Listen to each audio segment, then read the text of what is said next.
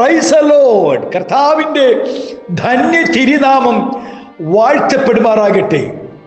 ഞാൻ ക്രിസ്തുവിൽ സ്നേഹിക്കുന്ന എല്ലാ ദൈവമക്കൾക്കും 9-ാം മാസത്തിൻ്റെ 1-ാമത്തെ പ്രഭാത വന്ദനം കൂടെ അറിയിക്കുന്നു. ലോകമെമ്പാടുമായിരുന്നു കൊണ്ട് ഈ പ്രഭാതവും ഈ വചന സന്ദേശത്തിൽ പങ്കാളികളാകുന്ന എല്ലാ ദൈവകുഞ്ഞുങ്ങൾക്കും എൻ്റെ ഹൃദയത്തിൻ്റെ ആഴമേറിയ സ്നേഹത്തെയും വന്ദനത്തെയും നന്ദിയും ഒപ്പം പ്രാർത്ഥനയും അറിയിക്കുന്നു. കഴിഞ്ഞ 8 മാസക്കാലം കർത്താവ് നമ്മെ കരത്തിൽ വഹിപ്പാനിടയായി. കണ്ണിനെ കണ്ണുനീരിൽ നിന്നും, കാലിനെ വീഴ്ചയിൽ നിന്നും, പ്രാണനെ മരണത്തിൽ നിന്നും വിടുവിച്ച നല്ല നാഥനെ ഒരു ദിനം കൂടെ, ഒരു പ്രഭാതം കൂടെ കണ്ട് സന്തോഷിച്ച് മഹത്വപ്പെടുത്തുവാൻ ദൈവം തന്ന എല്ലാ ഭാഗ്യങ്ങൾക്കായി സ്തോത്രം ചെയ്തു.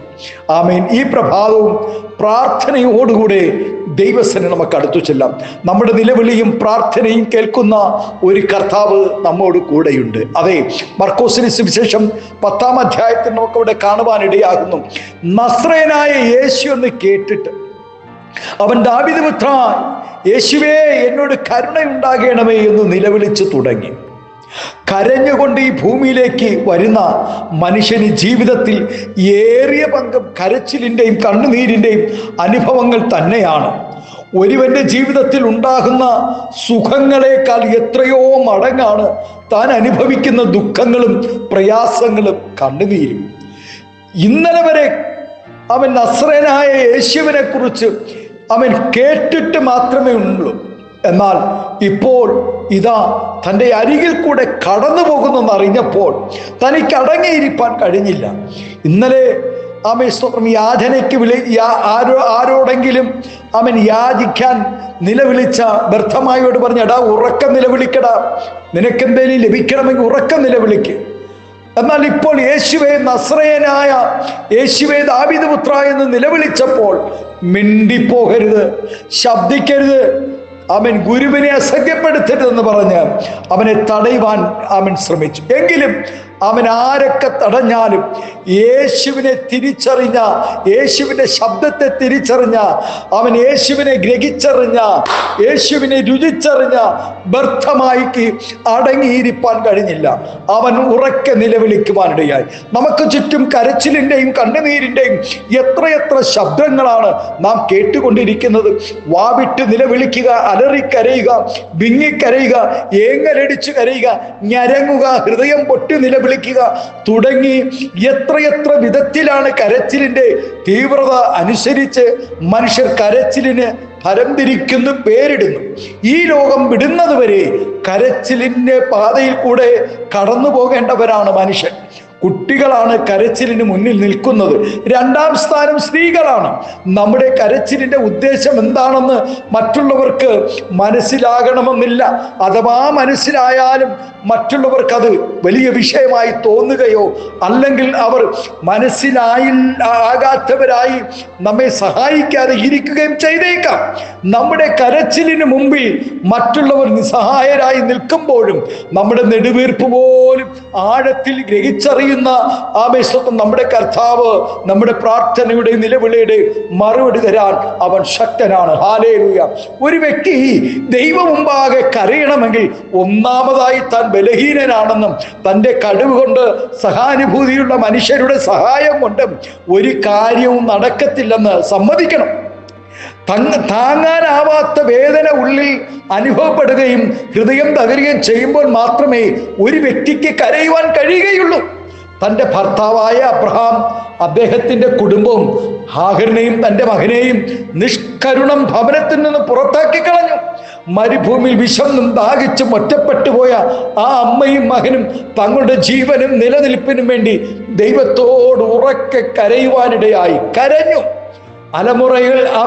തലമുറകൾ ജനിക്കാത്തത് നിമിത്തം അവൻ നിന്ദകളും വേദനകളും അനുഭവിക്കുന്ന അനേക ദമ്പതികൾ ലോകത്തിലുണ്ട്. എന്നാൽ ചില തീരുമാനങ്ങളും നിലവിളിയും പ്രാർത്ഥനയോടുകൂടെ ദൈവസന്നിധിയിൽ കരയുന്നവരുടെ കരച്ചിലിൻ്റെ ശബ്ദം ദൈവം കേട്ട് അവർക്ക് മറുപടി കൊടുത്തതായി വചനത്തിൽ ഒത്തിരി രേഖപ്പെടുത്തിയിട്ടുണ്ട്.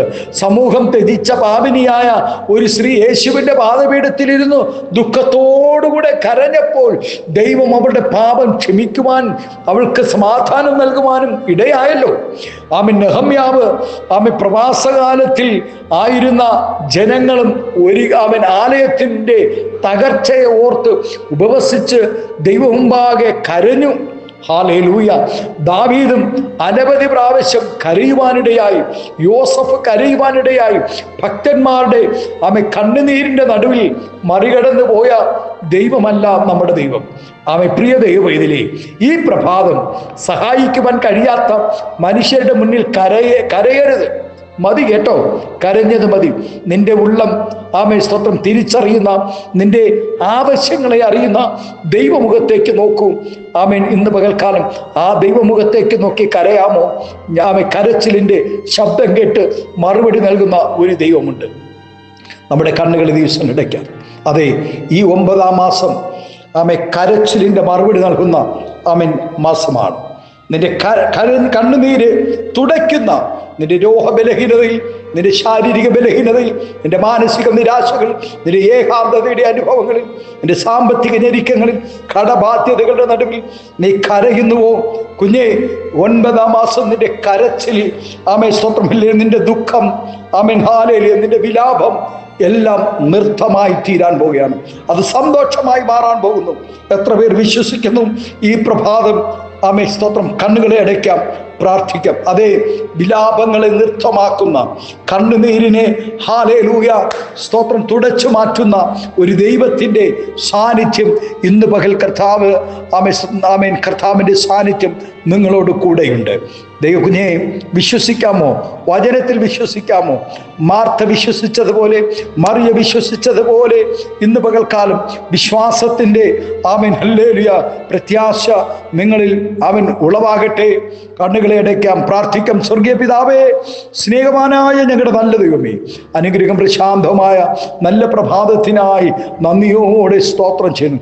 യേശു എന്ന് കേട്ട് നസ്രയനായ യേശുവേ, ദാവീദ് പുത്ര, ആ നിലവിളിയുടെ നടുവിൽ സ്തോത്രം കർത്താവേ, പാദങ്ങൾ നിലച്ച് അവന് സൗഖ്യം നൽകിയ നല്ല നാഥ, ഇന്ന് പകൽക്കാലം അനേക നിലവിളിയുമായി ദൈവസ്ഥനിലായിരിക്കുന്ന പ്രിയപ്പെട്ടവരെ ദൈവം ഓർക്കണമേ, അവരെ വിടുവിക്കണം, അനുഗ്രഹിക്കണം. തലമുറകൾ ഓർത്ത് കരയുന്നവർ, തലമുറയില്ലാതെ കരയുന്നവർ, കടഭാരങ്ങളിലായിരിക്കുന്നവർ, സാമ്പത്തിക ഞെരുക്കങ്ങളായിരിക്കുന്നവർ, ഭവനമില്ലാതെ കരയുന്ന എത്രയെത്ര വിഷയങ്ങൾക്ക് കരയുന്ന വിഷയത്തിന് സ്വർഗം മറുപടി നൽകണം, മാനിക്കണം.